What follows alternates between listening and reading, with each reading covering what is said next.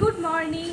আজকে সকাল সকাল ছেলেকে স্কুলে দিয়ে এসে সকালই প্রত্যেক দিন সকালই স্কুল থাকে, তো সকালবেলা স্কুলে দিয়ে এসে আমি বানিয়েছি আজকে রুটি, আর আমার বর কলা দিয়ে রুটি খেয়েছে, ভীষণ পছন্দ করে। সন্দেশ ছিল, সেগুলো দিয়ে খেয়ে নিয়েছে। তো আমার ব্রেকফাস্টে আজকে আমি রেখেছি, মোটা হয়ে যাচ্ছি, গোলমোল হয়ে যাচ্ছি জানোই তোমরা, তো সেই জন্য একটু ডায়েট করছি হালকা করে। তো ব্রেকফাস্টে আজকে আমি রেখেছি কলা, আর একটু আখের গুড় নিয়েছি, দই আর ওটস। এটা আজকে আমার সকালের টিফিন।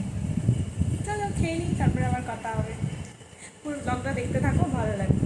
তো ব্রেকফাস্ট করেই আমি রান্নায় চলে এসেছি, কারণ রান্নাটা তাড়াতাড়ি না করে নিলে আমার ছেলেকে নিয়ে এসে তার পিছনে আর সময় দিতে পারবো না। তো আমি রান্না করেছিলাম চিংড়ি মাছ দিয়ে পুঁই শাক, আর বানিয়েছিলাম ঢ্যাঁড়স, আর ডাল কিছু করিনি। দেখলাম ডালের কৌটোটা খালি, সে ছিল, মুগের ডাল ছিল, কিন্তু ভালো লাগছিলো না বানাতে, তো করিনি। যাই হোক, তো দুপুরবেলা এটা আমি খেয়ে নিলাম, আর মাঝখানে কোনো ক্লিপস নিইনি। তো বিকেলবেলা উঠে একটু ছাদে গেলাম, দেখলাম ছাদে কি সুন্দর হাওয়া দিচ্ছে। ঘরের ভেতর তো একদম গরমে একদম ভেপসে যাচ্ছি। তো বাইরের প্রকৃতিটা দেখো কত সুন্দর লাগে।